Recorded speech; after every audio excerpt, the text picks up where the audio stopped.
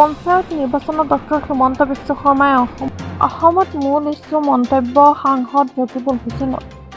মুখ্যমন্ত্ৰী ডক্টৰ হিমন্ত বিশ্ব শৰ্মাৰ গাদী যোৱাটো নিশ্চিত।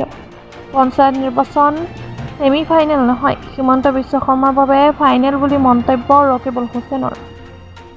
৬ জনগোষ্ঠীক জনজাতিকৰণ নকৰাৰ বাবে বিজেপিক কঠোৰ সমালোচনা সাংসদ ৰকিবুলৰ। ব্ৰহ্মপুত্ৰ উপত্যকাৰ কোনো বঙালী সম্প্ৰদায়ৰ নেতাক ডক্টৰ হিমন্ত বিশ্ব শৰ্মাৰ মন্ত্ৰীসভাত স্থান নিদিয়াৰ গুৰুতৰ অভিযোগ।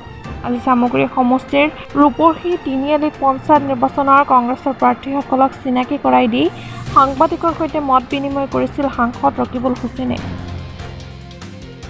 হিমন্ত বিশ্ব শৰ্মাই আপোনাৰ ইছ্যু। হিমন্ত বিশ্ব শৰ্মাৰ মুখখন দেখিলে আমিতো বাদ দিয়ক, বিজেপিৰ লোকসকলৰ যিবিলাক ল'ৰা ছোৱালী আছে, যিসকলে নিজৰ ল'ৰা ছোৱালীক বেয়া কথা শিকাব নোখোজে, সেই লোকসকলে বন্ধ কৰি দিয়ে। তো মাষ্টৰসকলক অপমান কৰিছিল, ট্ৰাইবেল লোকসকলক কৈছিল, তো বিভিন্ন ডিচিক কৈছিল ঐ ডিচি ঐ ডিচি, পুলিচক কৈছিল ঐ পুলিচ ঐ পুলিচ, মাষ্টৰক কৈছিল তই মদ খাই আহ নেকি। কোনখিনি মানুহক অপমান কৰা নাই তেওঁ? এই কথাবিলাক মানুহৰ খুব। তাৰ লগতে আপোনাৰ মূল যিকেইটা সমস্যা ৬টা জনগোষ্ঠীক কৈছিল যে ১০০ দিনৰ ভিতৰত ৬ জনগোষ্ঠীক আমি জনজাতি কৰিম, সেইখিনি কৰা নাই, সেইসকলৰ খুব। বিভিন্ন জাতি জনগোষ্ঠীক উপযুক্তভাৱে তেওঁলোকে প্ৰতিনিধিত্ব দিয়া নাই।